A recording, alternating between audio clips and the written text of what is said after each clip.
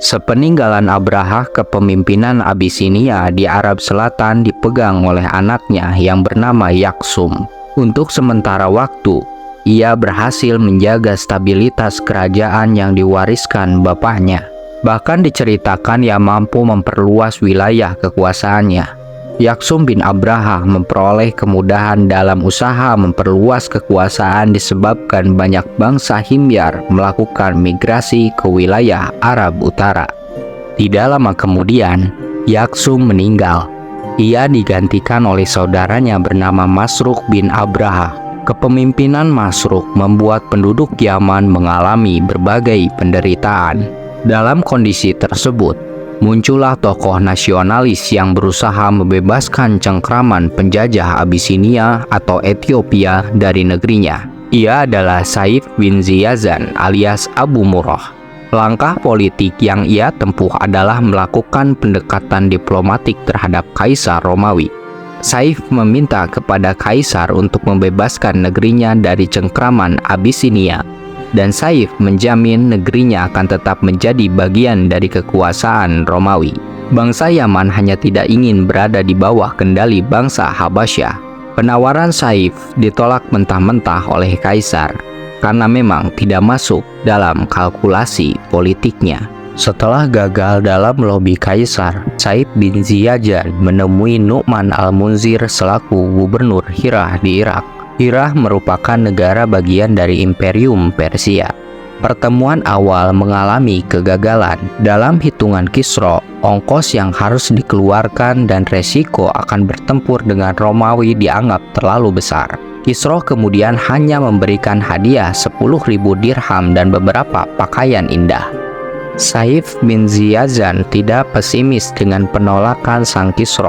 Ia kemudian membuat intrik untuk mencuri perhatian Kisra. Saif membagikan seluruh hadiah dari Kisra kepada penduduk sehingga kabar tersebut terdengar oleh Kisra. Terjadilah pertemuan kedua Saif dengan Kisra. Saif mengatakan bahwa hadiah tersebut tidak ada artinya karena negerinya memiliki sumber daya alam berupa gunung-gunung yang mengandung emas dan perak.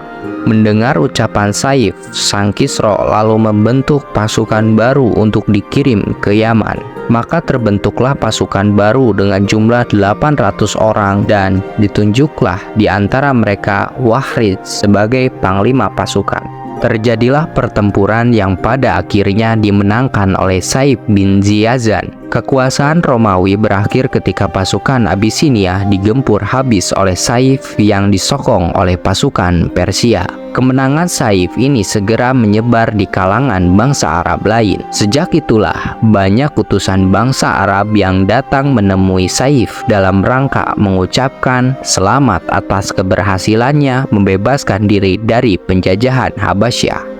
Pada kesempatan tersebut, datang pula rombongan Abdul Muthalib selaku pimpinan Mekah untuk mengucapkan selamat secara langsung. Karena sebagaimanapun, Saif mampu menghancurkan kekuatan yang sebelumnya akan menghancurkan Ka'bah di Mekah. Pada kesempatan ini pula, Saif memberitahu kepada Abdul Muthalib berita penting berasal dari kitab yang ia pelajari. Ia menceritakan kepada Abdul Muthalib perihal cucunya yang akan menjadi nabi akhir zaman. Saif meminta kepada Abdul Muthalib merahasiakan hal tersebut demi keselamatan sang cucu.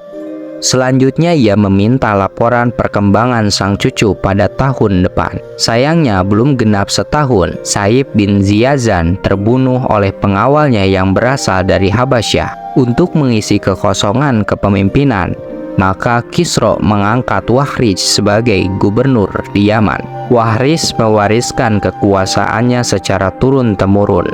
Tentu hal ini atas restu Kisra. Sepeninggalan Wahrid, Kisra mengangkat Al-Marzuban bin Wahriz. Demikian pula Kisra melantik Al-Tainujan ketika ayahnya meninggal. Tetapi pola ini berubah ketika Kisra pada awalnya melantik anak Al-Tainujan, tetapi kemudian memecatnya. Sebagai pengganti, Kisra mengangkat Bajjan sebagai gubernurnya. Pada masa Bajjanlah kekuasaan Persia berakhir di Arab Selatan. Bazan memilih masuk Islam dan menyatakan Yaman dan sekitarnya menjadi bagian dari negara Islam di bawah komando Madinah. Peristiwa ini terjadi pasca Hudaybiyah. Kerajaan-kerajaan Arab Utara berasal dari keturunan Sabat.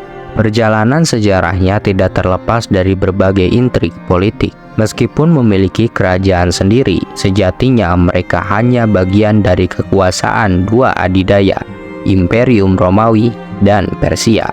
Perjalanan panjang sejarah Jazirah Arab menggambarkan secara genealogis bangsa Arab berasal dari Sem bin Nuh alaihissalam. Tentunya hal ini berpatokan pada periode pasca banjir Nuh alaihissalam. Secara garis besar, berdasarkan kronologis sejarah bangsa Arab terbagi dua, Arab Ba'idah dan Arab Baqiyah. Arab Ba'idah adalah bangsa Arab yang telah musnah, selalu dikaitkan dengan bangsa Ad, Samud, Tosam, Judais, Amalik, dan lainnya. Disebut Arab Ba'idah dikarenakan keberadaan mereka tidak diketahui secara historis kecuali sedikit saja. Begitu juga secara silsilah telah terputus. Sedangkan Arab Baqiyah merupakan bangsa Arab yang masih berlanjut keturunannya.